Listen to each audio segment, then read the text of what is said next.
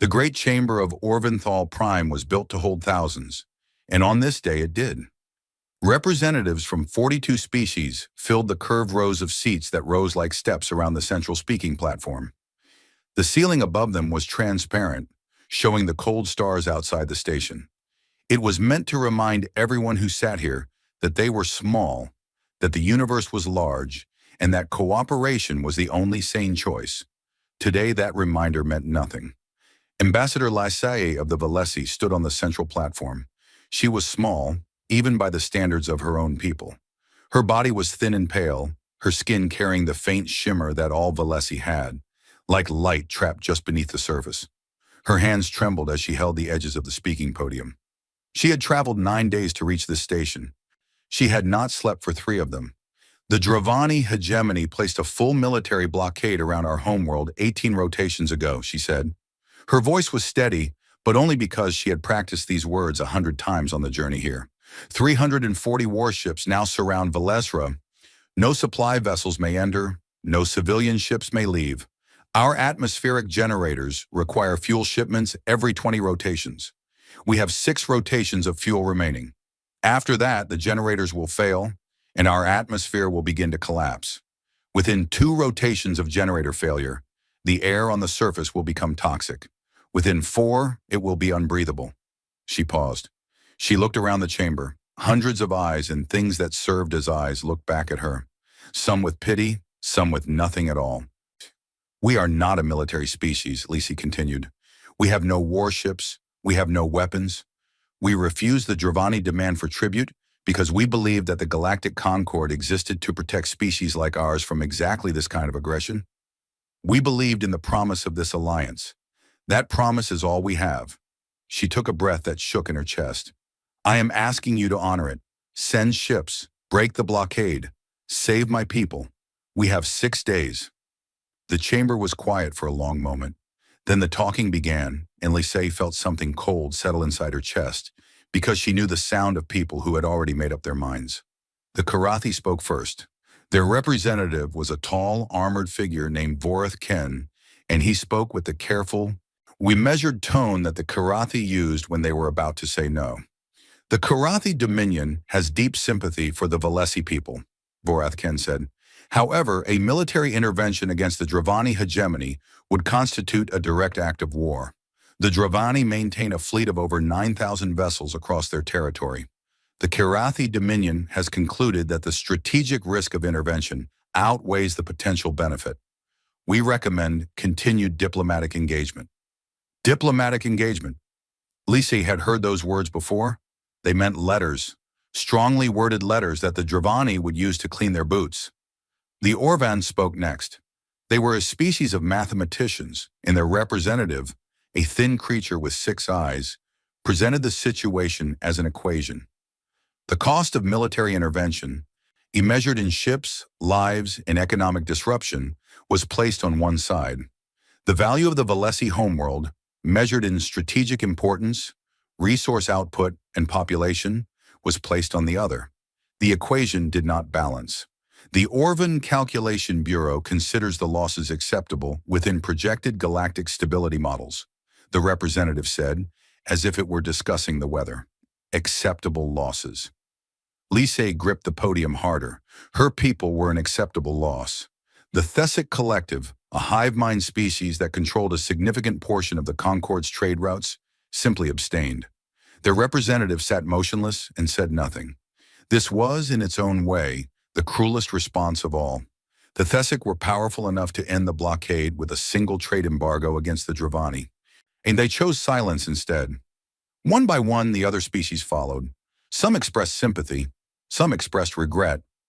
A few simply shook their heads or made the equivalent gesture. Nobody offered ships. Nobody offered soldiers. Nobody offered anything except words, and words could not stop a blockade.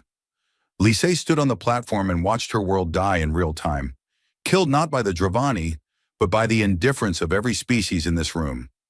In the back of the chamber, far from the central platform, in the cheap seats where minor species were placed, a human sat and watched everything. Commander Jonah Marin was 38 years old. He had brown skin, dark eyes, and the kind of face that did not stand out in a crowd. He wore the plain gray uniform of the United Earth Diplomatic Corps, on it which had no medals on it because Earth had not been a member of the Concord long enough to earn any. 11 years. That was how long humanity had been part of this alliance. They were the newest species in the room, and they were treated accordingly. The other species called humanity a developmental species. It was a polite term. It meant they were considered children. Their fleet was small. Their territory was limited. Their technology, while surprisingly advanced for their age, was generations behind the major powers. They had been given a seat in the Concorde the way a parent might give a child a toy steering wheel. It made them feel included. It did not mean they were driving. Jonah Marin watched the Valesi ambassador stand alone on that platform, and he felt something that he suspected most of the other representatives in this room did not feel. He felt angry, not the hot, burning kind of anger, the cold kind, the kind that settles in the stomach like a stone and does not go away. He opened his communication device. It was a small, flat unit that connected to Earth's relay network, and it could send a message across the galaxy in about 4 minutes. He typed a single sentence and sent it to the United Earth Central Command. They are going to let them die. Then he sat back and waited. The session continued. More species spoke. More species declined. The Valesi ambassador stood on the platform through all of it because she had nowhere else to go and nothing else to do. At some point, Jonah noticed that she had stopped trembling, and there was something worse than fear on her face now. It was the understanding that she was alone. Jonah's device buzzed. He looked down. The response from Earth was not addressed to him. It was a public filing, entered directly into the Concorde's official docket, which meant every species in the chamber received it simultaneously. Jonah read it once, then read it again, and then he leaned back in his seat and let out a breath that he had been holding for longer than he realized. The docket entry was short. It read, "The United Earth Government, acting under Article 7 of the Galactic Concord Charter, hereby dispatches one vessel to the Valesi system for the purpose of humanitarian intervention and blockade interdiction. Vessel designation UES Achilles. Estimated arrival 4 standard rotations. Mara end of filing." The effect in the chamber was immediate. The Karathi representative turned in his seat and looked toward the human section. The Orvan analyst began pulling data on its screen. The Thessic Collective's representative moved for the first time in hours, tilting its head in what might have been curiosity. The Dravani ambassador, a broad, heavily built figure named Torek San, stood up from his seat. He had been quiet during the entire session, watching the Valesi beg with the satisfied expression of someone who knew the outcome before the game began. Now he looked toward the human section with an expression that was halfway between amusement and disbelief. "One ship," he said, loud enough for the entire chamber to hear. "The humans are sending one ship?" A ripple of sound moved through the chamber. One something between laughter and confusion. Torek San stepped into the aisle so that more of the chamber could see him. He was enjoying this. "My fleet around Valesra numbers 340 warships, 340, and the humans in their great wisdom are sending one." He spread his arms wide. "We expected a fleet. One ship is not a rescue. It is a funeral procession, a very small funeral procession." Several representatives laughed. The Karathi did not laugh, but Vorth Ken shook his head slowly, the way one might at a child who had done something foolish but endearing. The Orvan analyst was typing rapidly on its console. After a moment it spoke. "Our records show no vessel designated UES Achilles in any publicly available Earth fleet registry, and the designation does not appear in standard Earth naval databases. This is unusual." "Perhaps it is so small they forgot to register it," Torek San said, and more laughter followed. On the central platform, Ambassador Lysay stared at the docket entry on her own screen. One ship, one human ship, coming to help her people while every other species in the galaxy looked away. She did not know whether to feel hope or despair. One ship against 340. The mathematics of it were simple and brutal.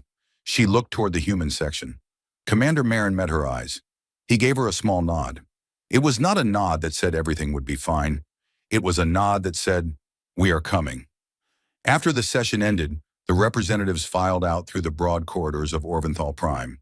The station was a city in space, with markets, residences, and parks built into its rotating rings. Jonah Marin walked through one of these corridors and was stopped by Vorth Ken of the Karathi. The Karathi was nearly a full meter taller than Jonah. His species looked something like tall, broad insects wrapped in natural armor, though Jonah knew better than to say that out loud. Vorth Ken looked down at him with compound eyes that glittered under the corridor lights. "Commander Marin," Vorth Ken said, "I wish to speak honestly with you." "Go ahead. Your people have done a brave thing today. Brave, but foolish. One ship cannot break a Dravani blockade. You must know this. Your ship will be destroyed, your crew will die, and the Valesi will still perish. The only difference is that humans will die alongside them." Jonah looked up at the Karathi for a long moment. "You might be right," he said. "Then why do it?" Jonah thought about this question. He thought about all the ways he could answer it. He could talk about strategy, about politics, about the long game of building alliances. All of those things were true in a way, but they were not the real answer. "Because someone had to," he said simply. Vorth Ken stared at him. Among the Karathi, military decisions were made through careful calculation of risk and reward. The idea of sending a single ship into certain destruction because someone had to was not a concept that fit easily into their thinking. "Your species is very strange, Commander," Vorth Ken said finally. "I know," Jonah said. "That's what makes it interesting." He continued walking. Behind him, Vorth Ken stood in the corridor and watched him go. And there was something in his compound eyes that he could not quite name. It was not pity, exactly. It was not admiration. It was closer to the feeling one gets when watching someone walk calmly toward a fire. Later that evening, Jonah sat in his small quarters on Orventhal Prime and received a second message from Earth. This one was private, encrypted, and addressed only to him. It was from Admiral Constance Wu, the head of United Earth Naval Command. The message read, "Jonah, I know what you are thinking. You are thinking that we are sending 4,200 people to their deaths. I want you to know that I thought the same thing when I first read the mission brief. Then I read the file on the Achilles. I have been in the Navy for 31 years, and I have never seen anything like it. I don't know if one ship can break a blockade of 340, but if any ship in the galaxy can do it, it's this one. Trust the ship. Trust the captain. And when the other species ask you what we are doing, smile. Don't explain, just smile." "Ooh." Jonah read the message 3 times. Then he closed it and looked out his small window at the stars. Somewhere out there, in the dark between those stars, a single ship was already moving. It was moving fast. It was moving toward the Valesi system. It was moving toward 340 warships that stood between it and an innocent world. And the rest of the galaxy thought it was a joke. On the Dravani flagship, orbiting high above the Valesi homeworld, Marshal Torek Vane received the report about the human ship with mild amusement. He was a veteran of 11 campaigns, a commander who had broken worlds and shattered fleets. He had earned his rank through blood and fire, and he did not lose sleep over a single ship crewed by a species that had barely learned to travel between stars. "One ship," he said to his aide, setting down the report. "They send one ship. These humans are either very brave or very stupid." "Perhaps both, Marshal," his aide offered. Vane grunted. "Assign a scout wing to intercept. 4 ships should be more than enough. If the humans will not turn back on their own, we will turn them back." "And if they refuse to turn back, Marshal?" Vane looked at his aide with flat, cold eyes. "Nosh, then the scout wing will have target practice." He turned back to the viewport and looked down at the Valesi world below. It was a beautiful planet in its way, blue and white, with swirling clouds and crystalline mountain ranges that caught the sunlight. In 6 days, its atmosphere would begin to die, and the Valesi with it. They would surrender long before then. They always did. Every species broke eventually. It was just a matter of pressure and time. A single human ship was not going to change that. It was not going to change anything. He was sure of it. Down on the surface of Valesra, Ambassador Lysi's message reached the Valesi High Council. One ship. The humans were sending one ship. The council members looked at each other with expressions of confusion and fragile, impossible hope. "One ship," said Elder Tasavri, the oldest member of the council. "What can one ship do?" "I do not know," said another council member, But the humans are the only ones who answered. In the silence that followed, a young Valesi child pressed her face against a window and looked up at the sky. She could not see the Dravani ships from the surface, but she knew they were there, circling like predators above the clouds. Her mother had told her that help was coming. She had asked how much help, and her mother had said one ship. One ship sounded very small, but it also sounded like something, and something was better than the nothing that everyone else had offered. The child watched the sky and waited. The galaxy watched and waited.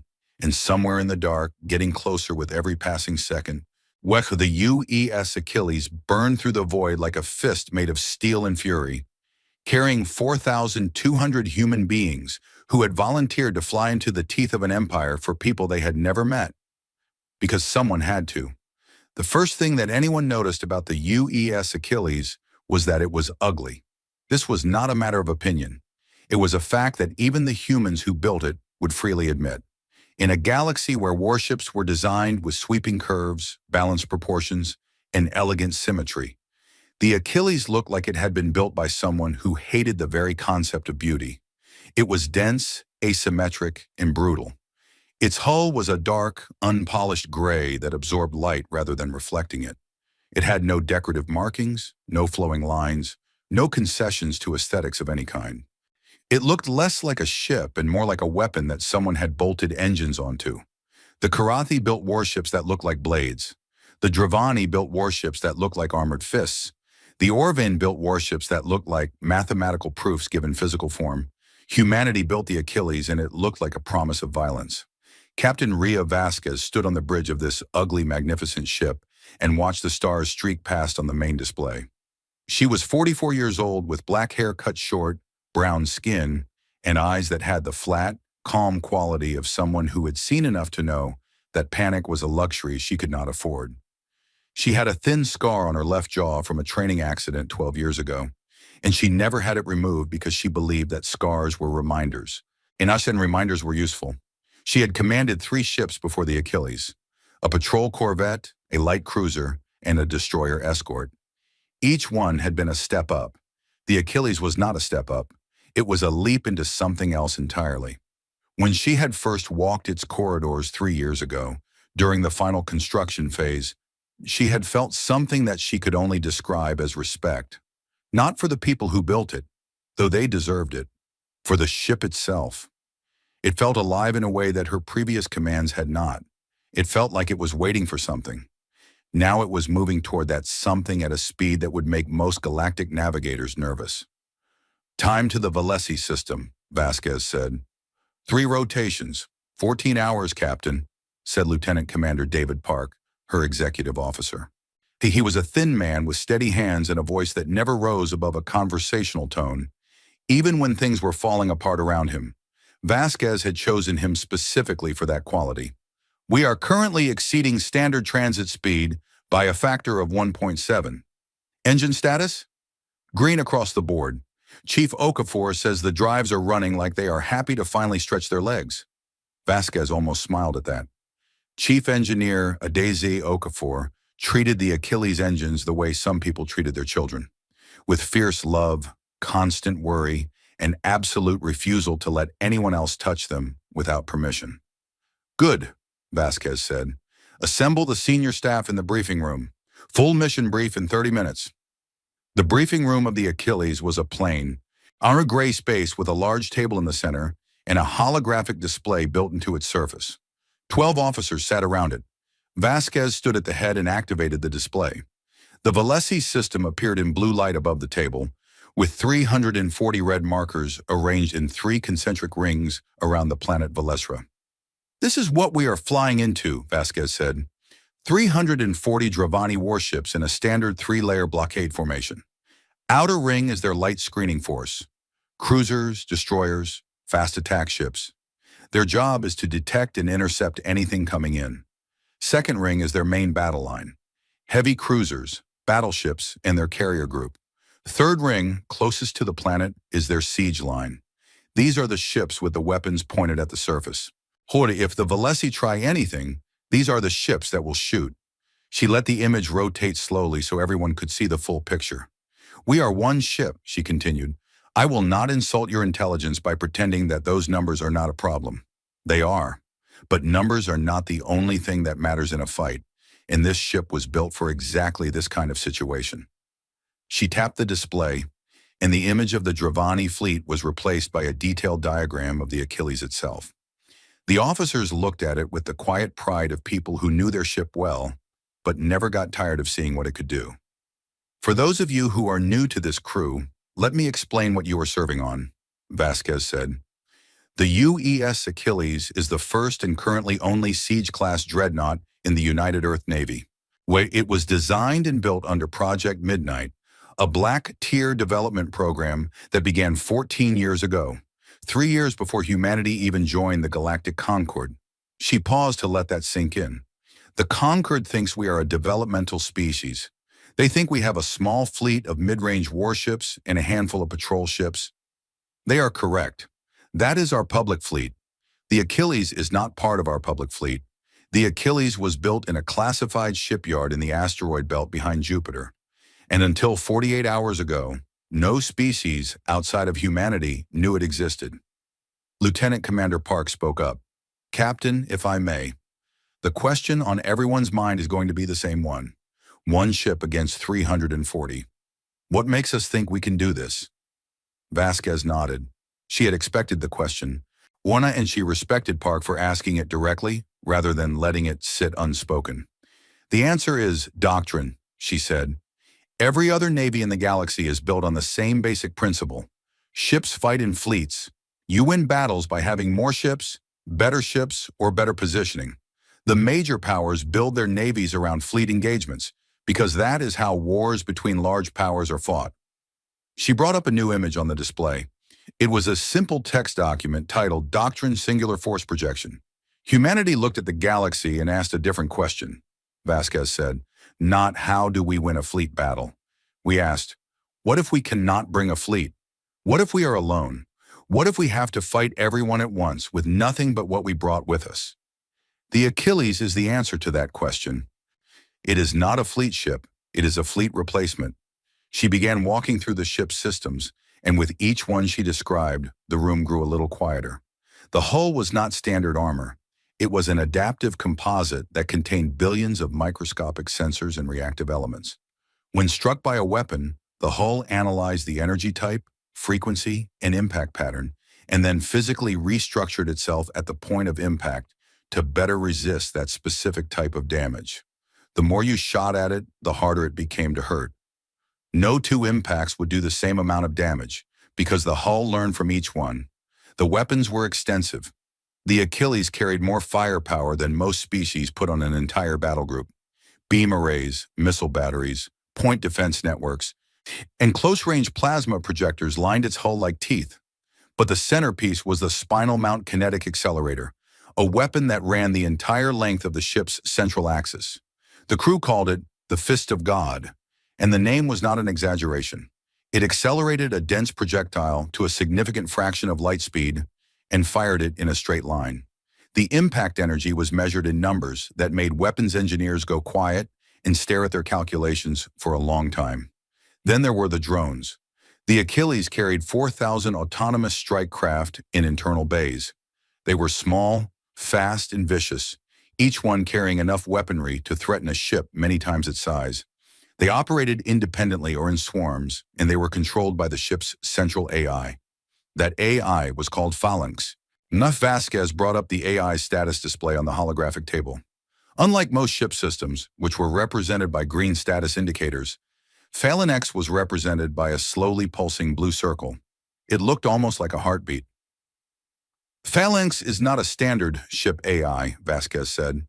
Most ship A is handle navigation, communications, and basic system management. Phalanx does all of that, but its primary function is combat management.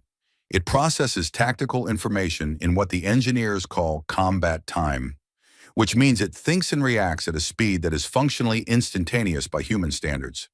In a fight, Phalanx will coordinate our weapons, our drones, our defenses, and our maneuvering simultaneously across hundreds of individual targets. It does not panic. It does not get confused. When it does not get tired. A voice came from the room's speakers. It was calm, measured, and had a quality that was difficult to describe. It sounded like a person, but a person who had never once in their life felt uncertain about anything. "I appreciate the introduction, Captain," Failing said. "I should note, for the benefit of the crew, that I have already begun analyzing the Dravani blockade formation based on available intelligence data. I have identified 17 structural weaknesses in their defensive geometry and have developed 43 engagement scenarios ranked by probability of success. Would you like me to present them?" "Not yet," Vasquez said. "We will go over scenarios after the brief. For now, hold." "Understood. Standing by." Vasquez looked around the table at her officers. She saw 12 faces looking back at her. Some were nervous, some were excited. All of them were paying very close attention. "Our mission orders are clear," she said. "Break the blockade, protect the Valesi. Do not fire first, but if fired upon, leave nothing that can follow us home." She let those words hang in the air. "We are going to be outnumbered 340 to 1. We are going to be surrounded. We are going to take damage, and some of us may not come back. I will not promise you that everyone survives this, but I will promise you this. That ship out there, the one we are standing inside right now, was built for this moment. Every plate of armor, every weapon, every line of code in Phalanx's systems, it was all built for the day when humanity would have to stand alone against impossible odds and refuse to back down." She straightened up. "We are that day. Dismissed." The officers filed out. Park stayed behind as he always did. "Captain," he said quietly, "do you believe we can do this?" Vasquez looked at the holographic display, still showing the 340 red markers around the Valesi homeworld. "I believe we are going to try," she said, "and I believe this ship will not let us down." "That is not exactly the same thing as saying yes." "No," Vasquez agreed, "it is not." Far away in the intelligence division of the Karathi Dominion, an analyst named Sarath Voss sat in a dark room filled with screens and tried to understand what she was looking at.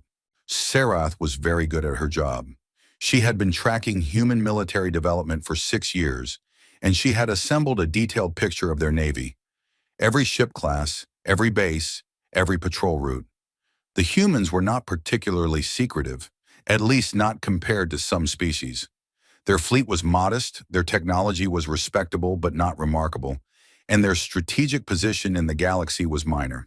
They were, in Sarath's professional assessment, a mid-tier developing power that would need another 50 years before they became truly relevant, and then the Achilles appeared, and everything she thought she knew fell apart. She had pulled every database, every signal intercept, every scrap of information she could find about the ship. The result was almost nothing. The hull number existed in Earth's naval registry, but it was flagged with a classification level that Sarath had never seen before. There were no specifications, no construction records, no crew manifests, no sensor profiles, nothing. In the intelligence world, that absence of information was itself information. It meant the humans had spent enormous effort hiding this ship. Species did not spend that kind of effort on things that did not matter. She pulled up the only visual data she had, a long-range sensor image captured by a Karathi observation satellite near the human transit corridor. The image was grainy and distorted by distance, but the basic shape of the Achilles was visible. Sarath stared at it for a long time. She had studied warship design across dozens of species. She could identify a ship's purpose by its shape the way a biologist could identify an animal's diet by its teeth. Escort ships were sleek. Carriers were broad. Patrol ships were light. The Achilles was none of these things. It was dense in a way that suggested extreme armor. It was asymmetric in a way that suggested it was designed for forward assault rather than fleet formation. And it was large. Not the largest ship she had ever seen, but large enough that its mass readings were concerning. She ran a comparison against known ship classes in the galaxy. Nothing matched. The Achilles did not fit into any existing category. That scared her more than anything else. She wrote a report and sent it to the Karathi Military Command. The report said in careful language, and that the humans appeared to possess a warship of unknown class and unknown capability, that this warship had been deliberately hidden from the galactic community, and that the Kirathi should pay very close attention to what happened next. The report ended with a single recommendation: do not assume the outcome of this engagement. On the Dravani flagship, Marshal Torek Vane had assigned a scout wing to intercept the Achilles. 4 fast cruisers under the command of Wing Commander Draven Koss, a young officer who was hungry for advancement and eager to prove himself.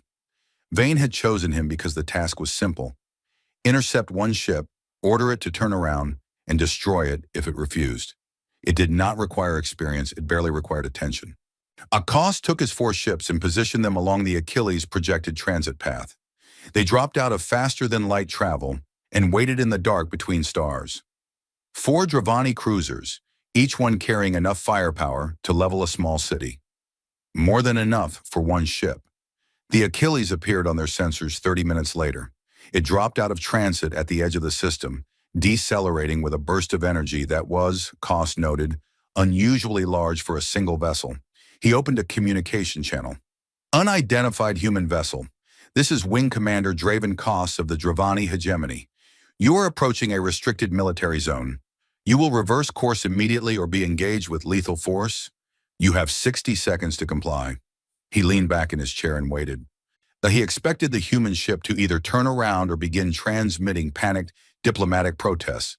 That was what ships did when they were outnumbered and outgunned. The Achilles did neither. It continued forward. Same speed, same heading, directly toward the 4 Dravani cruisers. On the bridge of the Achilles, Vasquez stood with her hands clasped behind her back and watched the 4 red markers on her tactical display. They were arranged in a loose line ahead, blocking the transit path. Phalanx, she said. Status. The AI responded instantly. 4 Dravani light cruisers, Varric class. I have identified, targeted, and solution-locked all 4 vessels. Their shields are at standard power. Their weapons are charged but not aimed. Whilst their formation is tactically poor, they are too close together and too far from mutual support range. If hostilities begin, I can disable all 4 ships in 11.3 seconds. Park glanced at the captain. 11 seconds? 11.3, Phalanx corrected. I rounded down for simplicity. The actual calculation is 11.287 seconds, assuming they do not take evasive action immediately, which based on Dravani reaction time data, they will not. The communication channel crackled. Koss's voice came through again, sharper now. Human vessel, you have 30 seconds to comply. This is your final warning. Vasquez opened her channel. Her voice was calm and clear. Wing Commander Koss, this is Captain Ria Vasquez of the United Earthship Achilles. I am proceeding to the Valesi system under Article 7 of the Galactic Concord Charter, which authorizes humanitarian intervention in cases of unlawful siege. You may step aside or you may stay where you are, but I want you to understand something clearly before you make that decision. She paused. Just long enough. You have one chance to move. There was silence on the channel. On the bridge of his cruiser, Koss stared at his sensor display. The human ship was still coming. It had not slowed down. It had not deviated. And something on his sensor readout was bothering him. The energy output of the human vessel was higher than it should have been. Much higher. His sensors could not get a clear reading on its weapon systems, which meant either its weapons were inactive or its hull was blocking the scan. He was not sure which possibility was worse. His hand hovered over the weapons console. 4 cruisers against 1 ship. The math was clear, and yet something in the human captain's voice gave him a feeling that he did not like. It was the voice of someone who was not bluffing, not because they were brave, but because they did not need to bluff. Wing Commander, his sensor officer said quietly, I am reading. I do not know what I am reading. The energy signature on that ship does not match anything in our database. Koss looked at his display one more time. The Achilles filled his sensor screen like a dark storm. It was close enough now that he could see it on visual. A massive, ugly shape against the stars, moving with the steady, unstoppable momentum of something that had already decided how this was going to end. When he made a decision, it was, he would later reflect, the smartest decision of his career. All ships, Koss said, clear the transit lane. Let them through. His second-in-command turned to him with shock on his face. Wing Commander, our orders. Our orders were to intercept one ship. That, he pointed at the Achilles on the display, is not just a ship. I do not know what it is, but I am not going to find out with 4 cruisers. The Dravani scout wing moved aside. The Achilles passed through the gap without slowing down, without acknowledging, without a single additional word. It continued on its course toward the Valesi system, toward 340 warships, toward the fight that was waiting for it. On the bridge, Vasquez let out a breath she had not realized she was holding. Good, she said quietly.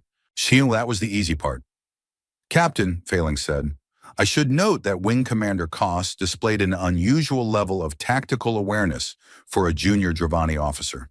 He recognized the threat and withdrew rather than engaging. This suggests that the Dravani officers we will face at the blockade may not all be as reckless as command assumes. Noted, Vasquez said, but we are still going. Of course, Captain. I merely wish to observe that the enemy may be smarter than expected. This does not change our probability of success by a meaningful amount. I have already adjusted my engagement scenarios accordingly. What is our probability of success, Phalanx? There was a pause. It was the first time Vasquez had ever heard the AI pause before answering a question. That depends on how you define success, Captain, Phalanx said. Probability of success means breaking the blockade and protecting the Valesi. I calculate a 67% probability. If success means doing that and bringing this ship home, the number is lower. How much lower? I would prefer not to say at this time, Captain. It may affect crew morale. Vasquez looked at the main display. The Valesi system was getting closer.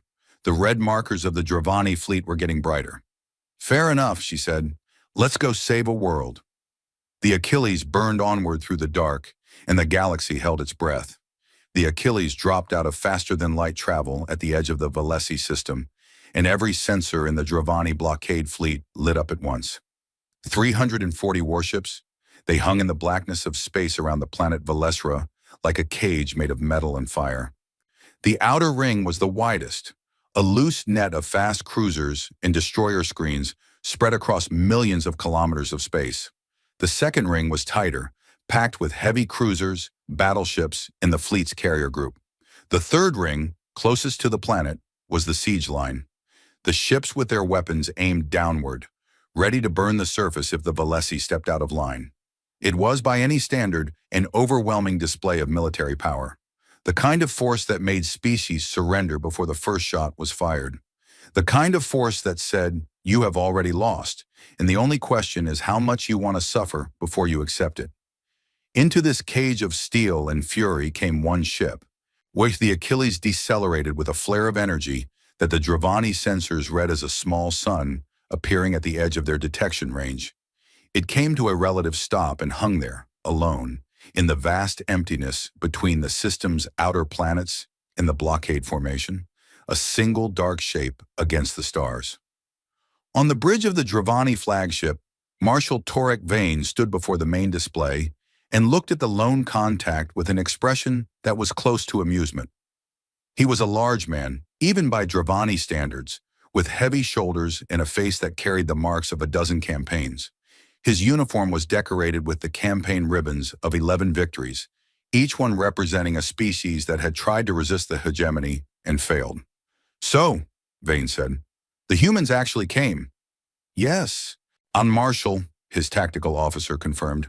Single vessel, large, unknown class. Energy signature is significant. Significant how? The tactical officer hesitated. Its power output is higher than our flagship, Marshal. Vane turned to look at him.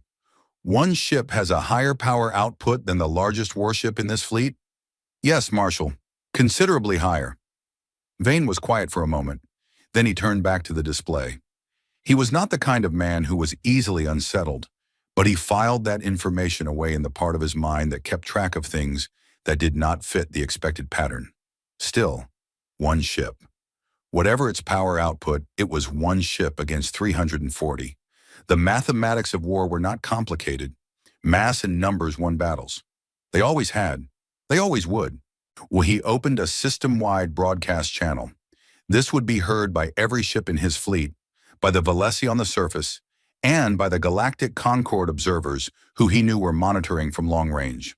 "Human vessel," Vane said, his voice filling the communication frequencies with the deep, resonant authority of a man who had never lost a battle. "This is High Marshal Torek Vane of the Dravani Hegemony. You have entered a restricted military zone. You are outnumbered, outgunned, and alone. I recognize your bravery for what it is worth, but bravery without numbers is just a slower form of suicide. Turn around now, and I will allow you to leave with your ship and your dignity intact. Stay, and I will destroy you. You have 5 minutes to decide." He closed the channel and clasped his hands behind his back. How he expected the human ship to turn around. Bravery was one thing, stupidity was another. No sane commander would stay. The response came in less than 30 seconds. Captain Ria Vasquez's voice filled the bridge of the Dravani flagship, and every other bridge in the fleet, in the surface of Valesra, and the observation posts of 12 species watching from the edges of the system.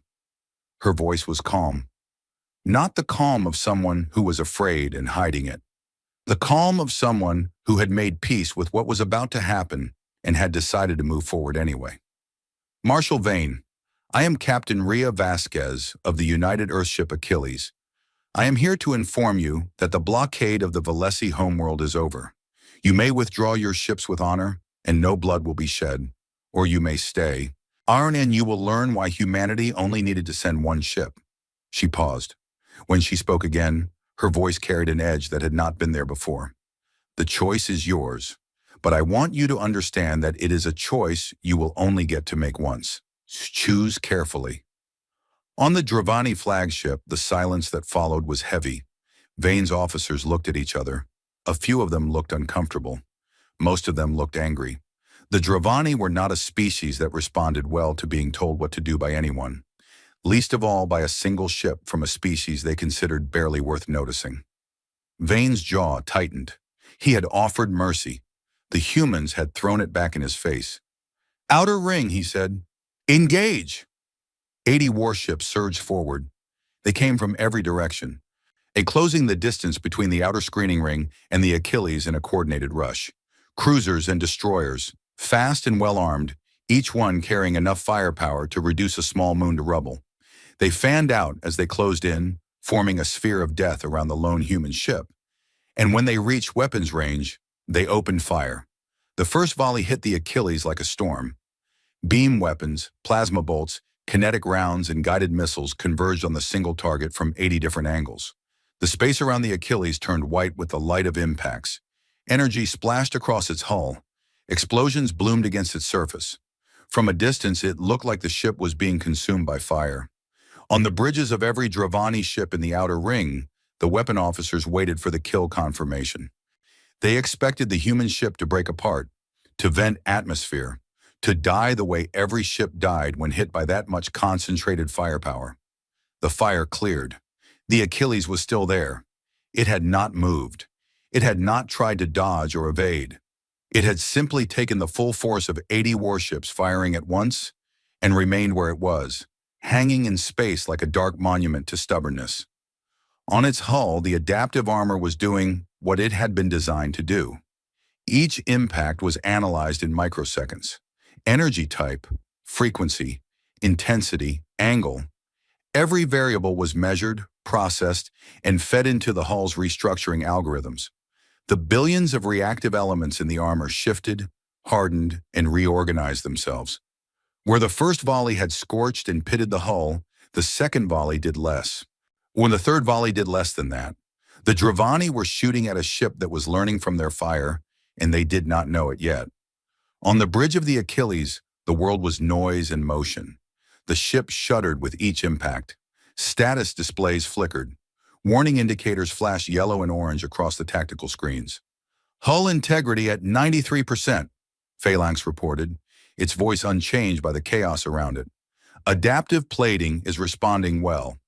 I have cataloged 7 distinct Dravani weapon types and have optimized hull response for all 7. Incoming damage efficiency has dropped by 41% since the initial volley. They will need to hit us significantly harder to cause meaningful damage." "Good," Vasquez said. She gripped the arms of her command chair as another volley rocked the ship. Phalanx, target the outer ring. Weapons free. With pleasure, Captain. The Achilles came alive. Along its flanks, weapon ports that had been sealed and dark since the ship's arrival suddenly opened. Beam arrays locked onto targets with a precision that the Dravani had never seen from any species. Each beam found its mark, not the center of mass, where shields were strongest, but the specific weak points in each ship's design, where armor was thinnest, where power conduits ran close to the surface, where shield emitters were most vulnerable. Phalanx was not firing blindly. It was performing surgery. 12 Dravani ships lost their engines in the first 8 seconds. Their drives simply died, cut apart by beams that found the exact junction where the engine housing met the hull. 6 more lost their weapons arrays. The beam projectors on their flanks sliced off as cleanly as if they had been removed by a surgeon's blade. Missiles streaked out from the Achilles batteries in coordinated swarms, each one finding a different target, each one hitting a different system. And then the drone bays opened. 4,000 autonomous strike craft poured out of the Achilles like a swarm of hornets from a nest that someone had been foolish enough to kick. They were small, each one no larger than a shuttle, but they moved with a speed and coordination that was terrifying to watch. They did not fly in formation. They flew in swarms, each swarm moving as a single organism, flowing around defensive fire, splitting and reforming, hitting targets from angles that the Dravani point defense systems could not track. The outer ring fell into chaos. So ships that had been firing confidently moments ago were now spinning, burning, desperately trying to track thousands of targets while the Achilles itself continued to advance, its beam arrays carving through the formation like a blade through paper. The Concorde observers, watching from their long-range sensor posts at the edge of the system, saw the battle unfold on their displays. In the observation chamber on Orventhal Prime, representatives from a dozen species watched in stunned silence. The Karathi military attaché, a grizzled old soldier named Torvan, stood up from his chair without realizing he had done it. He had fought in wars. He had seen fleet engagements. He had never seen anything like this. One ship was dismantling 80 warships, and it was doing it with a systematic efficiency that made his combat instincts scream. The Orvan analyst beside him was typing frantically on a console, running calculations, trying to make the numbers fit into its models. The numbers refused. "That is not possible," the analyst said. "The damage output of that single vessel exceeds the combined output of a Karathi assault squadron. The drone coordination is operating at a level of tactical complexity that should require a fleet command network, not a single ship AI. The adaptive hull plating is negating incoming fire at a rate that our models say is theoretically impossible. This is not possible. And yet," Torvan said quietly, "it is happening." Back in the Valesi system, the outer ring was broken. In less than 15 minutes, the Achilles and its drone swarms had destroyed or disabled 31 ships and forced the rest to scatter. The wreckage of Dravani cruisers and destroyers tumbled through space in slow-burning spirals. The Achilles did not pause to admire its work. It advanced. On the Dravani flagship, Marshal Vane watched the destruction of his outer ring with an expression that had gone from disbelief to cold, focused fury. He had underestimated the humans. He could admit that to himself. He would not make the same mistake twice. "Second ring," as he ordered. "Full engagement, all ships. I want that thing surrounded and destroyed." The main battle line moved. Heavy cruisers, battleships, and the fleet's 2 carriers turned their bows toward the approaching Achilles and began to close. These were not the light screening ships of the outer ring. These were the heavy hitters, the ships that cracked fortresses and broke fleets. When each one carried weapons that could damage a planetary surface from orbit. 160 ships, the core of the Dravani fleet, moving as one. Vasquez watched them come on her tactical display. 160 capital ships forming a closing wall of metal and firepower. "Phalanx," she said. "Spinal mount status." "Charged and ready, Captain." "Target? Open space. Coordinates right between their second and third rings. I do not want to hit any ships. I want to hit nothing at all." Park looked at her. "Captain?" "Trust me," Vasquez said. "Phalanx, fire the spinal mount." "Firing!" The fist of God spoke. The entire ship shuddered as the spinal mount kinetic accelerator discharged.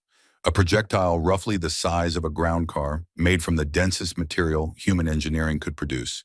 It left the ship's central axis at a velocity that was difficult to comprehend. It crossed the distance between the Achilles and the target coordinates in less than 2 seconds. It hit nothing. That was the point. When the projectile reached the empty space between the second and third rings, it detonated.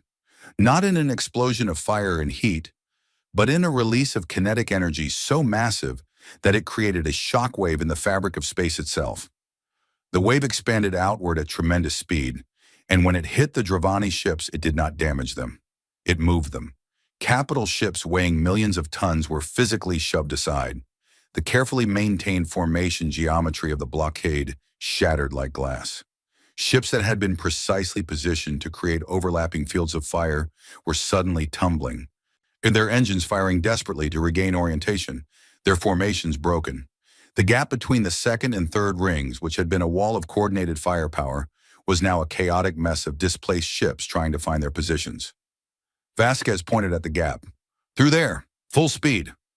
The Achilles surged forward. Its engines burned at maximum power, driving the massive ship toward the gap in the Dravani formation like a battering ram. Dravani ships fired on it as it passed, but their shots were poorly aimed, fired from ships that were still reorienting, still trying to understand what had just happened. A Dravani destroyer, spinning from the shockwave, found itself directly in the Achilles' path. It tried to move. It was too slow. The Achilles hit it, not with a weapon, with itself. The forward hull of the Achilles, armored and dense and moving at a speed that no ship that size should have been moving at, struck the destroyer amidships. The smaller ship crumpled like a tin can hit by a hammer. The Achilles pushed through the wreckage without slowing down, using the debris as a shield against incoming fire from the ships on either side. It was brutal. It was ugly. It was not the way wars were supposed to be fought. It was the way humans fought when they were outnumbered and had no choice. The conquered observers watched in silence. Several of them had stopped trying to analyze what they were seeing and were simply watching with open mouths. Marshal Vane gripped the railing of his command platform hard enough to leave marks in the metal. His second ring was in disarray. The human ship had punched through the gap and was now between his main battle line and his siege line, the worst possible position for his fleet and the best possible position for the enemy. "All ships converge," Vane said. His voice was steady, but the officers on his bridge could hear something in it that they had never heard before. "Strain. Every ship in this fleet, converge on the human vessel. I want it surrounded from every direction. I want so much fire hitting that ship that nothing can survive it. Everything we have. Now." 340 ships. Every ship he had. Every weapon, every fighter, every piece of firepower at his disposal, all converging on a single point in space where one ugly, battered human ship refused to stop moving. On the bridge of the Achilles, the tactical display turned red. Its contacts closing from every direction. The entire Dravani fleet was coming for them. Vasquez looked at the display for a long moment. She thought about her crew.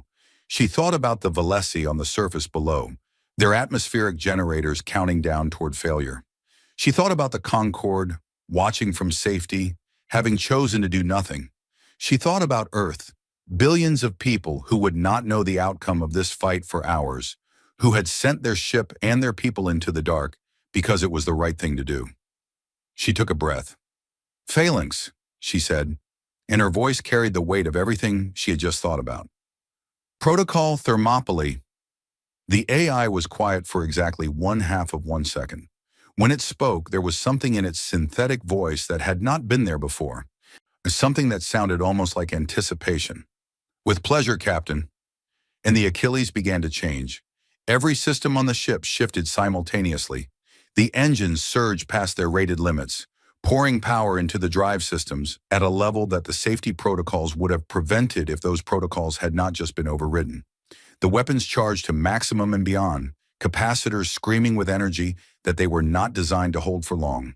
The shields fluctuated, then stabilized at a frequency that Phalanx had calculated in combat time to be optimal against the specific mix of weapons that were about to hit them.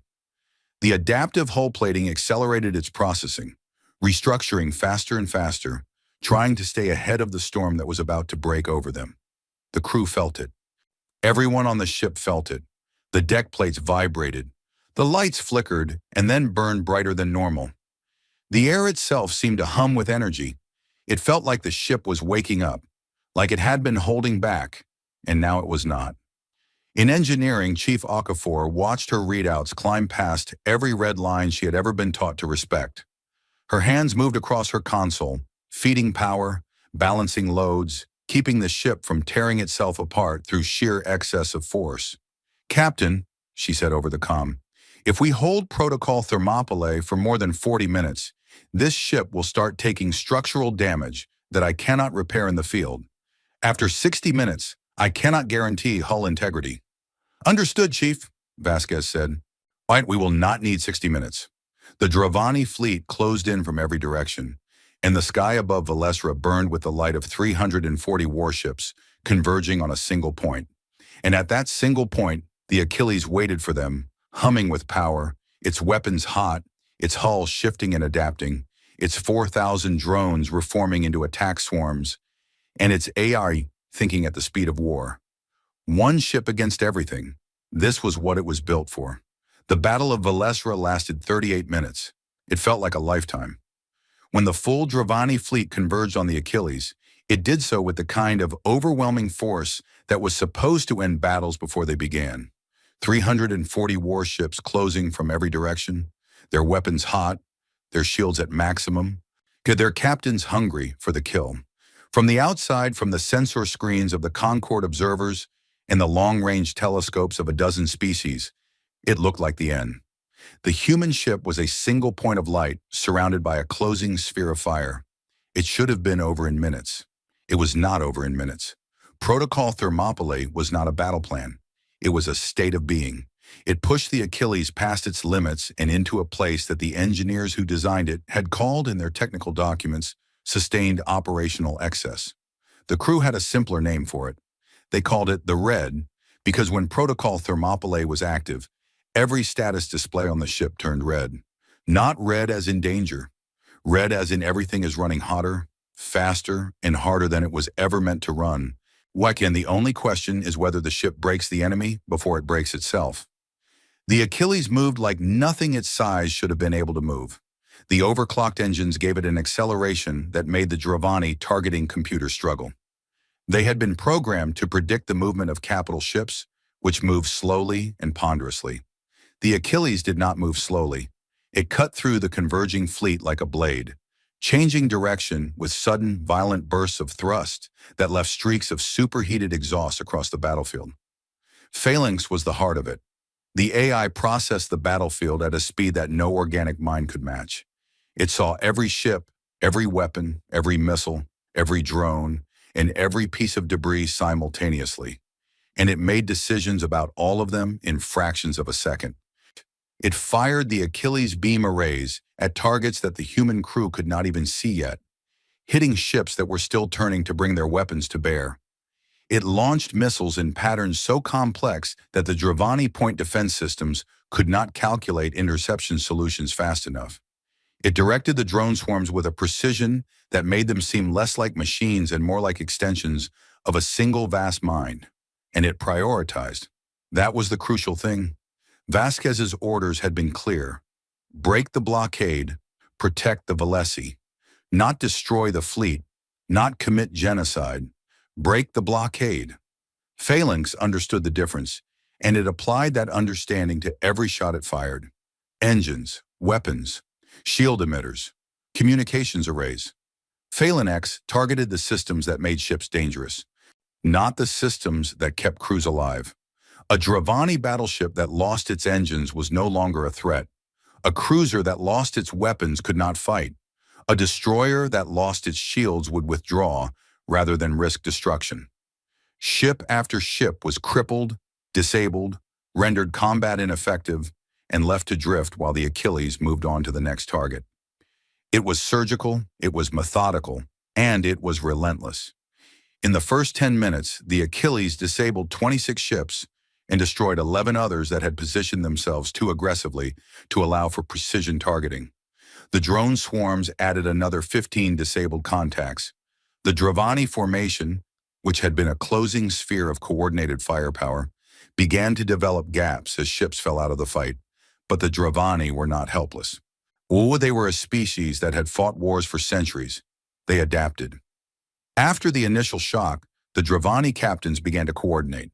They stopped trying to hit the Achilles with long-range fire, which the adaptive hull was negating with increasing efficiency, and began closing to point-blank range, where the sheer volume of fire would overwhelm any defense. They sent their own fighter squadrons to engage the drone swarms. They positioned their remaining heavy ships in tight clusters, creating overlapping fields of fire that even phalanx had to respect. The Achilles started taking real damage. A concentrated volley from a Dravani battleship group struck the port side of the hull and overloaded the adaptive plating in that section. The armor, pushed beyond its capacity to restructure, simply failed. A section of the hull the size of a building peeled away and tumbled into space, venting atmosphere from 3 interior decks. Hull breach, decks 14 through 16, port side, phalanx reported. Emergency bulkheads sealed. 17 crew members in affected sections. 12 confirmed evacuated. 5 unaccounted for.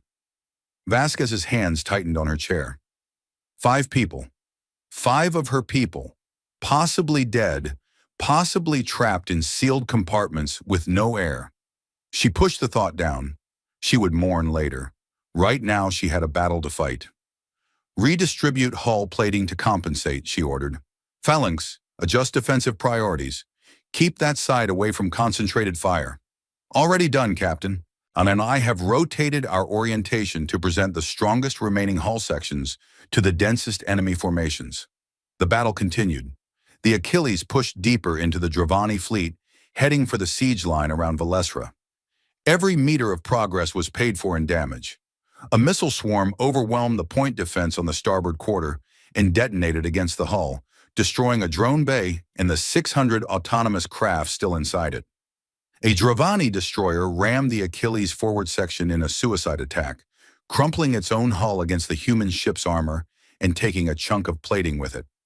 On the bridge, a support beam broke loose from the ceiling and crashed down onto the navigation console. The navigator, Lieutenant Chen, was thrown from her seat. She hit the deck hard and did not get up. Her 2 crew members rushed to her side. The console was destroyed. Navigation is down, Park reported, his voice steady despite the blood running from a cut on his forehead. Phalanx, take over navigation, Vasquez said. Done, the AI replied. I have been running parallel navigation calculations since the battle began. There will be no loss of maneuvering capability. The minutes ground by. 15 minutes. 20. The Achilles was bleeding now. Fires burned in sections that the damage control teams could not reach.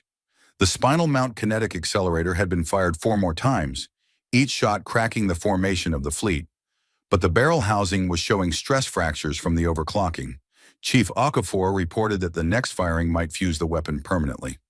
1 more shot, Vasquez said, to save it for when it matters. 25 minutes. The drone swarms were down to less than half their original numbers. The ones that remained fought with desperate ferocity, flinging themselves at Dravani ships in attacks that were as much about distraction as destruction. Phalanx managed them like a conductor managing an orchestra, pulling damaged drones back, pushing fresh ones forward, creating openings in the enemy formation that the Achilles could exploit. 30 minutes. The Achilles had pushed through the second ring entirely and was now engaging the siege line, the ships closest to the planet. These ships had not been expecting a direct assault. They had been positioned to threaten the Velesi, not to fight a battle. When the Achilles came at them with its remaining weapons blazing and its hull burning, they scattered. Some of them did not scatter fast enough. Phalanx identified the ships that had their weapons aimed at the planet's surface and targeted them with specific priority. These were the ships that could kill millions with a single command. They had to be neutralized first. Beam arrays sliced through engine housings. Missiles found weapon ports. Drone swarms surrounded carriers and tore their fighter bays apart. 35 minutes. The siege line was broken. The Dravani ships closest to Valesra were drifting, disabled, their weapons silent. The path between the Achilles and the planet was clear, but the rest of the fleet was still fighting. On the Dravani flagship, Marshal Torek Vane stood before his tactical display and stared at the carnage. 98 of his ships were destroyed. Over 160 more were disabled or too damaged to fight effectively. The rest were still engaging, but their coordination was failing. Captains were making individual decisions, some pressing the attack, others pulling back to regroup. The fleet was no longer fighting as one. It was fighting as a collection of frightened, angry individuals, and the human ship was still moving. That was the thing that Vane could not get past. The Achilles was wounded. He could see it on his sensors. Sections of its hull were gone. Fires were visible on its surface. Its drone complement was reduced. Its energy output was fluctuating, which meant its power systems were strained. It was hurt. It was bleeding. It was burning. And it had not stopped. Not once. Not for a single second had it slowed down or turned away or shown any sign that it was considering retreat.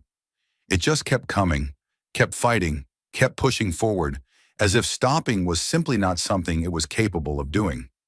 Vane had broken fleets before. He knew what it looked like when the fight went out of an enemy. He knew the moment when a ship's captain decided that survival was more important than victory, when the engines turned away and the weapons fell silent. He had seen it 100 times. He was not seeing it now. The Achilles was damaged beyond what any ship should be able to sustain and still function, and it was not running. It was heading for his flagship. He opened a private communication channel, encrypted, tight beam, so that only the Achilles would receive it. When he spoke, his voice was different than it had been at the start of the battle. The arrogance was gone. In its place was something that Vane had not felt in a very long time. "Human captain," he said, "what are you?" The response came after a moment. Vasquez's voice was hoarse. There was a noise in the background. Alarms, shouted orders, the groan of a ship under stress. When she appeared on the visual channel, Vane saw a woman with a gash on her forehead that was bleeding freely, standing on a bridge that was half lit by emergency lighting. Behind her, crew members worked frantically at damaged consoles. Sparks fell from a broken conduit in the ceiling. She looked like someone who was standing in the middle of a disaster. She sounded like someone who had already decided it did not matter. "And we are the species that looked at the dark between the stars and decided to walk into it anyway," she said. "We are the species that builds ships like this one because we know that someday, somewhere, someone is going to need help, and we might be the only ones willing to give it." She paused. When she spoke again, there was no anger in her voice, just a cold, clear certainty that hit harder than anger ever could. "You should not have touched people under our protection, Marshal." Vane stared at her through the screen. He had commanded fleets for 30 years. He had faced enemies that outnumbered him, outgunned him, and surprised him. He had always found a way to win because he understood the fundamental truth of warfare, that every enemy had a breaking point, and finding that point was the key to victory. He looked at Ria Vasquez, bleeding, battered, standing on the bridge of a dying ship, and he realized with a clarity that felt like cold water poured down his spine that this enemy did not have a breaking point. Not because they were inhuman, because they had decided somewhere in the depths of their strange, stubborn species that some things mattered more than survival, and they had built their entire military doctrine around that decision. The Achilles was not a weapon. It was a statement. It was the physical manifestation of a species that said, "We will not stand by. We will not look away. We will come for you, alone if we have to, and we will not stop until it is over." Vane looked at the tactical display. His fleet was shattered. The blockade was broken. The siege line was gone. Even if he could destroy the Achilles now, even if he threw every remaining ship at it and tore it apart, the mission had failed. The Valesi would survive. The Concorde had seen everything. The political consequences would be devastating. And if he continued fighting, more of his people would die. Many more. The human ship was wounded, but Phalanx was still coordinating its remaining weapons with lethal efficiency, and every minute the battle continued, more Dravani ships were being disabled or destroyed. He made the hardest decision of his career. It tasted like ash in his mouth. "All ships," Marshal Torek Vane said, and his voice was heavy with something that none of his officers had ever heard in it before. "All ships disengage. Full retreat. Fall back to Rally Point 7. Break off engagement immediately. The order rippled through the fleet, one by one, then in groups, and then in a flood. The Dravani ships turned away. Engines flared. Ships that had been firing on the Achilles moments ago now turned their sterns and accelerated out of the system. The siege-line ships, the ones still functional, pulled away from the planet. The heavy cruisers and battleships of the second ring broke formation and withdrew. The remaining ships of the shattered outer ring scattered into the dark. 340 ships had come to the Valesi system to enforce the will of the Dravani hegemony. Less than half of them were leaving under their own power. On the bridge of the Achilles, the silence was sudden and absolute. One moment, the ship was shaking with impacts, alarms were screaming, and the tactical display was a chaos of red markers. The next moment, the red markers were moving away. All of them. Moving away, accelerating, withdrawing. It took a moment for the crew to understand what was happening. Then it hit them. "They are retreating," Park said. His voice cracked on the last word. "Captain, they are retreating." Vasquez did not respond immediately. She sat in her command chair and watched the Dravani fleet pull away from Valesra, and she felt something that was too complicated to be called relief and too heavy to be called victory. She thought about the 5 crew members unaccounted for on decks 14 through 16. She thought about Lieutenant Chen, carried to the medical bay with a head injury. She thought about the fires still burning in the lower decks, and the hull breaches that were still being sealed, and the damage reports that were still coming in. They had won. It did not feel like winning was supposed to feel. "For a phalanx," she said quietly, "move us into protective orbit above Valesra. Position us between the planet and the Dravani retreat vector. If any of them turn back, I want to know about it." "Understood, Captain. Moving to protective orbit now. I should note that 26 Dravani ships in our immediate vicinity are disabled and adrift. Their crews are alive but unable to maneuver. Standard protocol would suggest—" "Send a general broadcast on the Dravani emergency frequency," Vasquez said. "Tell them we will not fire on rescue ships. They can come collect their wounded." Park looked at her. Several officers on the bridge looked at her. She had just offered to let the enemy recover their disabled ships after a battle that had cost human lives. Vasquez met their looks with steady eyes. "We came here to break a blockade, not to kill people. The blockade is broken. The killing is done." On the surface of Valesra, the Valesi watched the sky change. The sensor readings that had shown 340 hostile contacts surrounding their world began to clear. One by one, then in groups, the red markers on their defense screens disappeared as the Dravani ships withdrew. In their place, a single contact moved into a slow, steady orbit above the planet. A single ship, scarred and battered and burning in places, but alive, still there, still between them and anything that might try to hurt them. Ambassador Lise stood in the High Council chamber and watched the orbital display. The atmospheric generators, which had been counting down toward failure, still had fuel for 4 more days. Enough time for supply ships to arrive now that the blockade was gone. Her people were going to live. She pressed her hands against the display and wept. The other council members wept with her. Elder Tesavri, the oldest among them, looked at the single contact on the display, the one ship that had come when no one else would, and said a word in the old Valesi language that had not been spoken in generations. It was a word that meant something close to shield-bearer, someone who stands between the helpless and the harm. On Orventhal Prime, the Concord observation chamber was silent for a long time after the battle ended. The representatives of 12 species sat in their seats and stared at their screens and tried to process what they had just seen. One ship. One human ship had broken a blockade of 340 warships. It had done it in 38 minutes. It had done it while taking damage that would have destroyed any other vessel in the known galaxy. And it had done it while showing restraint, targeting engines and weapons rather than reactors and crew quarters, disabling rather than destroying wherever possible, and then offering to let the enemy rescue their wounded after the fighting was over. The Kirathi military attaché, Torvan, was the first to move. He reached for his communication console and typed a message to the Kirathi High Command. It was a message that no Karathi officer had sent in 400 years, a formal request for a military alliance with another species. The Karathi did not ask for allies. They did not need allies. They had not needed allies since before most species in the conquered had achieved spaceflight. But Torvan had just watched something that changed his understanding of what was possible, and he was smart enough to know that being allies with the species that built the Achilles was better than the alternative.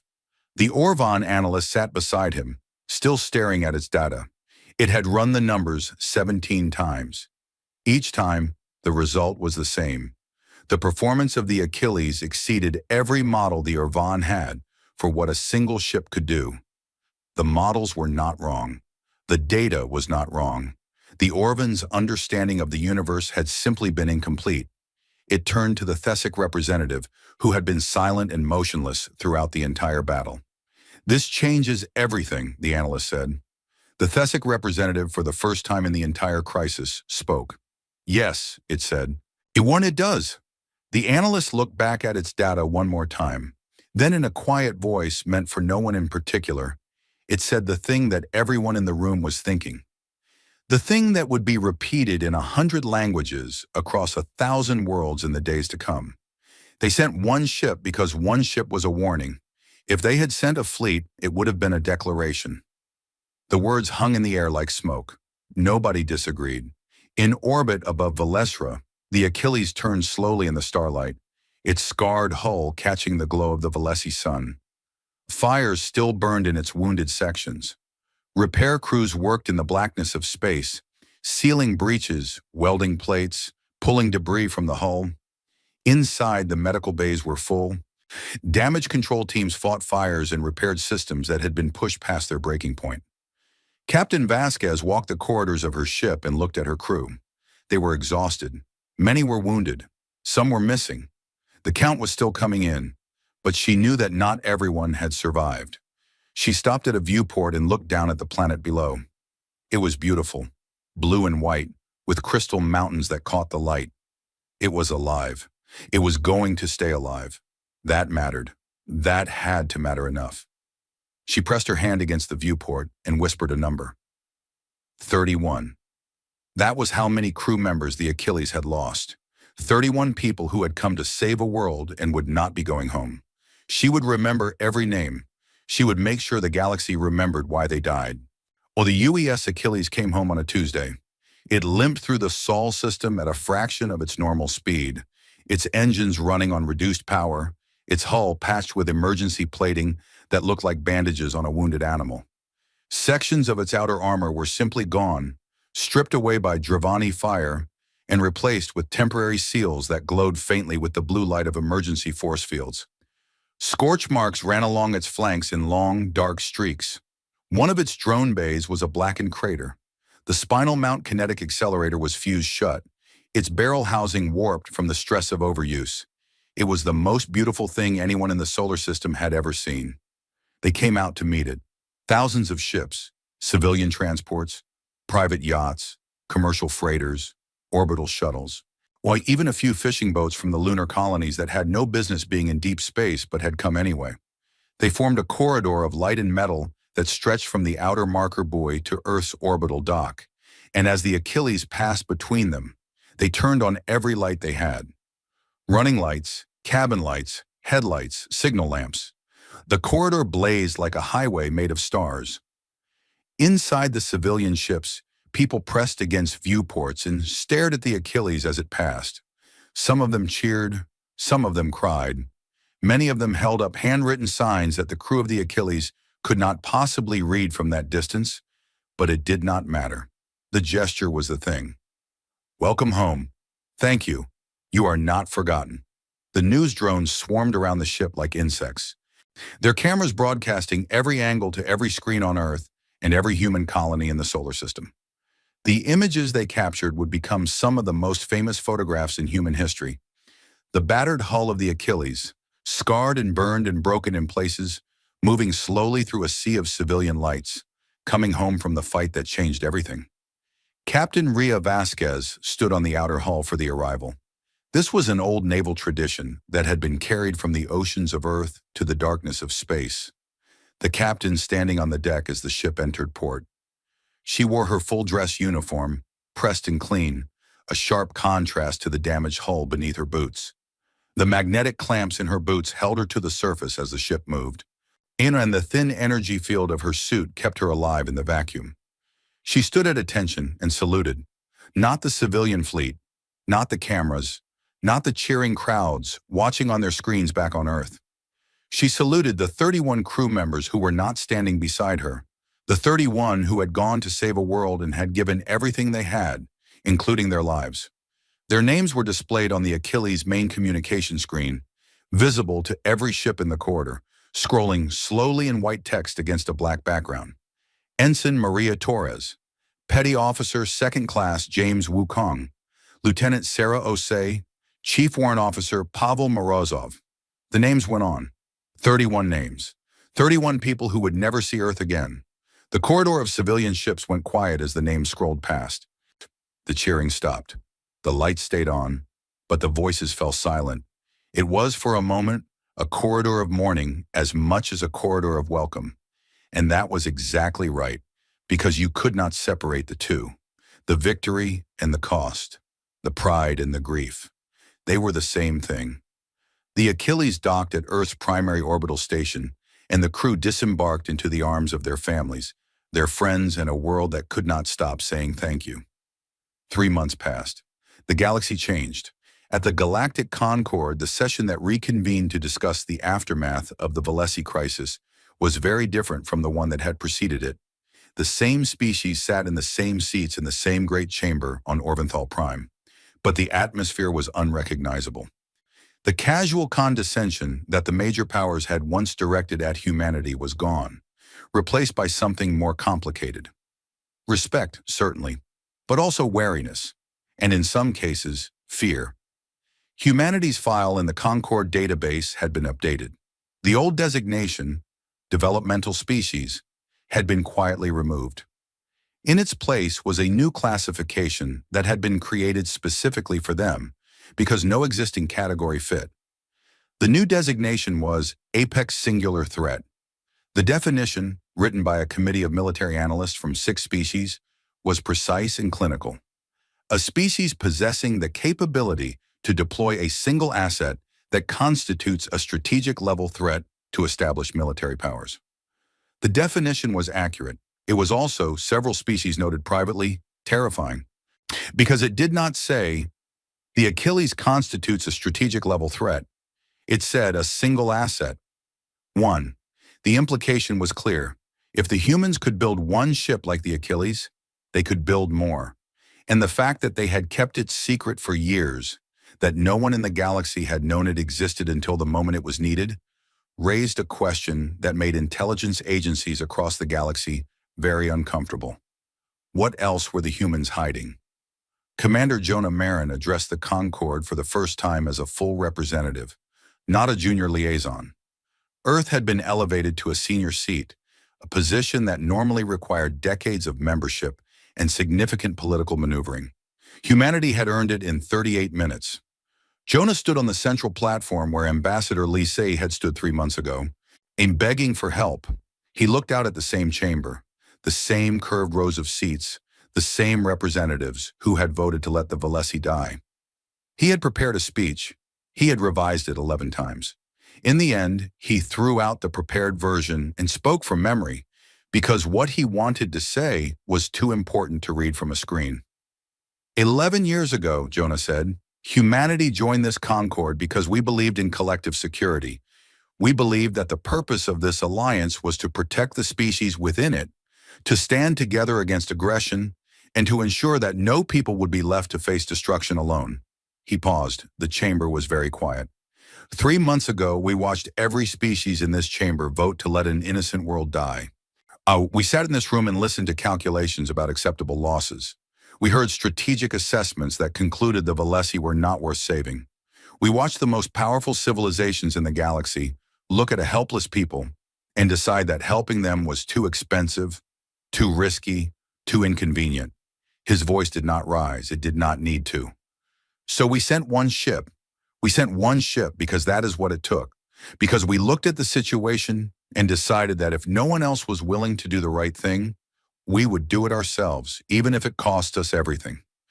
31 of our people died doing what this entire Concord should have done together. He looked around the chamber, meeting eyes, meeting the equivalent of eyes, meeting the gazes of species that had sat in these seats and done nothing, while the Valesi counted down the days until their air ran out. We did not send the Achilles to prove a point. We sent it because people were going to die, and we could not accept that. But I will not pretend that no point was proven. A point was proven, and the point is this. He straightened up. We hope sincerely that next time there is a crisis, we will not have to send a ship at all, because next time you will do the right thing yourselves. Not because you are afraid of us, not because you have seen what our ships can do, but because you remember what it felt like to sit in this chamber and do nothing, and you decide that you never want to feel that way again. The silence that followed was long and uncomfortable. Nobody applauded, nobody objected. They sat with his words the way one sits with a truth that is painful but impossible to deny. In the months that followed, the political landscape of the galaxy shifted in ways that analysts would spend years trying to fully understand. 7 species formally requested military alliances with Earth. The Karathi were first, their request filed during the battle itself by Attaché Torvan, who had seen enough to know that the galaxy had changed and that the Karathi needed to change with it. The others followed quickly. The Valesi, naturally, but also the Thessic Collective, which broke its long tradition of neutrality, and 4 smaller species that had been watching from the margins and had drawn their own conclusions. The Dravani hegemony, which had ruled its corner of the galaxy through intimidation and raw military power for generations, began to fracture. Marshal Torek Vane was recalled to the hegemony capital to face a council of inquiry. The details of the inquiry were not made public, but the result was Vane was stripped of his rank and sent to a remote garrison post on the edge of Dravani space. He did not protest. He had seen the human ship. He had spoken to its captain. He understood in a way that the politicians back home did not yet understand, that the hegemony's way of doing things was no longer sustainable in a galaxy that contained humanity. The fracturing was slow but steady. 3 Dravani client states declared independence within the first month, emboldened by the demonstration that the hegemony could be beaten. 2 more followed in the second month. Whilst the hegemony's response was muted, they did not have the fleet strength to enforce compliance after losing so many ships at Valesra, and more importantly, they were afraid. Not of the rebels, of what might happen if they tried to crush the rebels and another human ship appeared in their skies. The Valesi became a symbol. Their homeworld, which had been days from death, became the focal point of a new principle in galactic law. It was called the Valesi Doctrine, and it was proposed by the Thessic Collective, which had remained silent during the original crisis and seemed determined to make up for that silence now. The doctrine was simple. No species may be blockaded, besieged, or subjected to military coercion without the immediate and collective response of the Galactic Concord. If the Concord failed to respond, any member species had the legal authority to intervene independently. The doctrine passed with the largest majority vote in Concord history. Every species voted in favor except the Dravani, who abstained. Ambassador Lysay of the Valesi was present for the vote. She sat in the Valesi delegation seat, which had been moved from the back of the chamber to a position of honor near the center, and she watched the votes come in with the quiet, steady expression of someone who had been through the worst and come out the other side. When the result was announced, she did not cheer. She simply nodded once and looked toward the human delegation. Jonah Marin nodded back. On Earth, the Achilles sat in its orbital dock and underwent repairs that would take the better part of a year. The damage was extensive, as the adaptive hull plating needed to be completely replaced across 60% of the ship's surface. The spinal mount accelerator was removed and rebuilt from scratch. 2 of the 4 drone bays were replaced entirely. Structural members throughout the ship's interior were reinforced or replaced where protocol thermopylae had pushed them past their tolerances. The crew was given leave, extended leave, the kind that came with a suggestion from the Admiralty that they spend some of it talking to professionals about what they had been through. Many of them did. Some of them did not need to. Some of them needed to but did not, because they were stubborn, and stubbornness was a trait that the Achilles seemed to select for in its crew. Captain Vasquez spent her leave on Earth in a small house in the mountains of Peru that had belonged to her grandmother. She did not give interviews. She did not attend ceremonies. She did not accept the 17 invitations to speak at military academies, universities, and government events. She sat on her grandmother's porch and looked at the mountains and thought about the 31 people she had lost and the millions she had saved. And she tried to find a way to hold both of those things in her mind at the same time without breaking. She succeeded eventually. She was, after all, the kind of person who commanded a ship like the Achilles. Breaking was not something she did easily. Phalanx was updated during the repairs. The AI's combat algorithms were refined based on the data from the battle. Its processing architecture was expanded. And several new tactical modules were added. When the technicians reactivated the system after the updates, Phalanx's first words were, "Has the crew been well cared for in my absence?" The chief technician, who had been working on AIS for 20 years and thought she was past being surprised by them, found that she had to take a moment before she could answer. "Yes," she said, "they have." "Good," Phalanx said. "Then I am ready to resume my duties." Across the galaxy, the story of the Achilles spread. It was told in 100 different ways by 100 different species. Some told it as a military story, focusing on the technology, the tactics, and the sheer improbability of one ship defeating 340. Some told it as a political story, about the failure of the Concorde and the consequences of inaction. Some told it as a moral story, about a species that chose to risk everything for people it had never met. The Valesi told it as a story of salvation. The Karathi told it as a story of respect. The Orvan told it as a statistical anomaly that required fundamental revision of their models. The Dravani told it as a warning. On a neutral station far from the centers of galactic power, 6 months after the battle, a young Dravani officer sat in a bar and stared into his drink. His name was Koran Vesh, and he had been a junior weapons officer on one of the destroyers in the Outer Ring. His ship had been one of the first disabled in the battle. Its engines had been cut apart by beam fire so precise that the engineering section did not even lose pressure. One moment they were fighting. The next they were drifting, alive but powerless, and Ash watching the rest of the battle unfold on passive sensors. He had nightmares about it. Not about the danger, about the precision, about the cold, systematic efficiency with which the Achilles had taken his ship apart. It had not been angry. It had not been cruel. It had simply decided that his ship was no longer going to be a problem, and then it had made that decision real with a few seconds of perfectly aimed fire. A human sat down on the stool beside him. She was a Marine, based on the insignia on her jacket. Master Sergeant Diane Okonkwo, according to her name tag. She was a broad-shouldered woman with kind eyes and a face that looked like it smiled easily, though she was not smiling now. She ordered a drink, took a sip, and sat in companionable silence for a while. Koran looked at her. He knew she was human. She knew he was Dravani. In the months since the battle, encounters like this had become common on neutral stations. Former enemies sharing a bar, sharing a drink, trying to figure out what came next. There was no hostility in it. The war, such as it was over. What remained was the aftermath, and the aftermath was complicated. "Can I ask you something?" Koran said. "Sure." "Why just one ship? Truly. Not the political answer. Not the diplomatic answer. The real answer.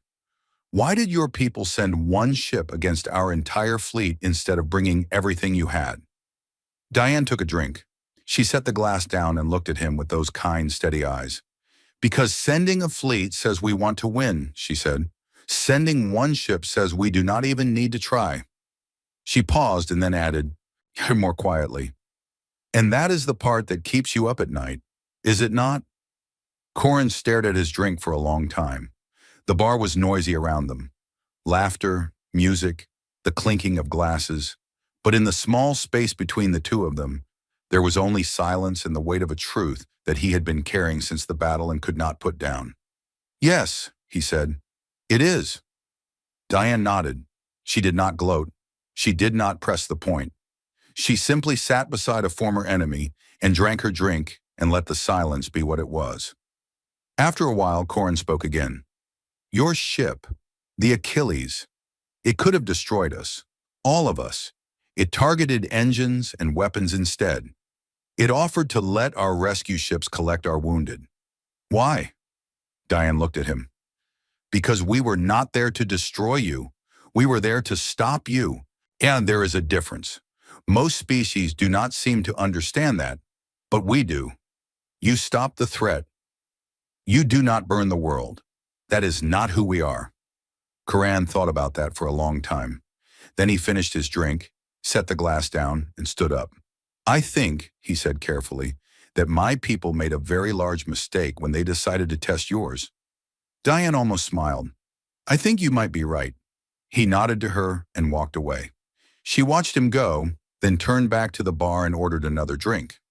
Deep in Earth's orbital shipyards behind the asteroid belt where Jupiter's gravity hid the construction platforms from casual observation, work had begun on a new ship. It was not a secret exactly. The Concorde knew about it. The intelligence agencies of a dozen species had detected the construction activity and had filed reports about it.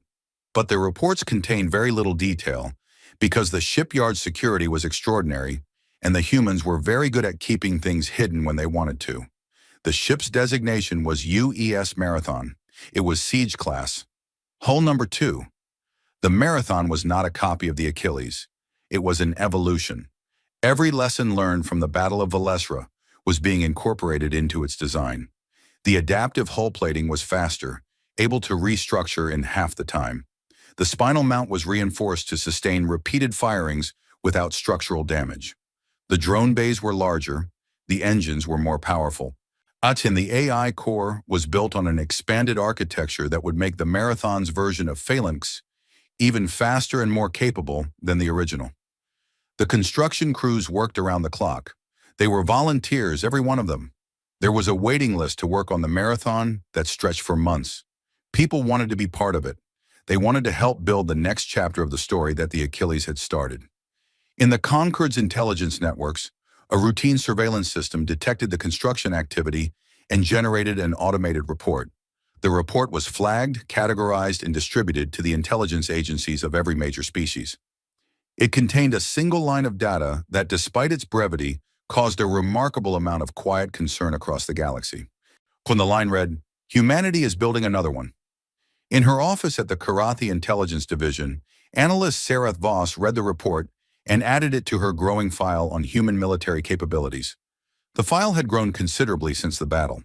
She had spent months trying to understand the Achilles, and she was still not sure she fully grasped what she was looking at.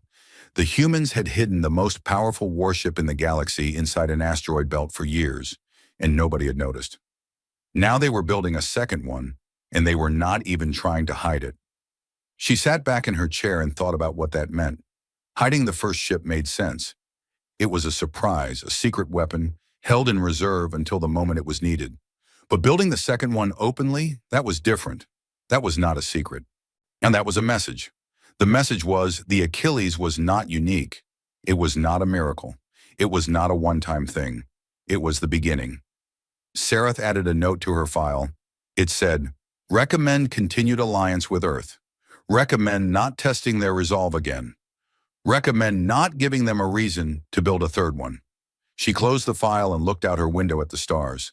Somewhere out there, in the dark between those stars, humanity was building. They were building ships and alliances and a reputation that would echo across the galaxy for generations. They were building a future in which the strong could not prey on the weak without consequence, in which a single ship could change the course of history, and in which the species that looked at the dark and chose to walk into it anyway would never, ever stand by while innocent people died. They had sent one ship, it had been enough. But just in case the galaxy forgot that lesson, they were building another one. And somewhere in a small house in the mountains of Peru, Captain Ria Vasquez sat on her grandmother's porch and watched the sun set behind the Andes. Her communicator buzzed. She looked at it. A message from Admiral Wu. "Ria, when you are ready, the Marathon needs a captain. No rush, take your time. But when you are ready, she is yours." Vasquez looked at the message for a long time. She looked at the mountains, golden in the fading light. She thought about the 31 names she carried with her. She thought about the Valesi child who had watched the sky and hoped. She typed her response. Now I am ready. She set down the communicator and watched the last of the sunlight fade from the peaks. Tomorrow she would go back to the stars. Tomorrow she would stand on the bridge of a new ship and look out at the galaxy that had learned, the hard way, what humanity was capable of. But tonight, she sat in the mountains and watched the dark come in, and she was not afraid of it. She had never been afraid of the dark. None of them had. That was the point.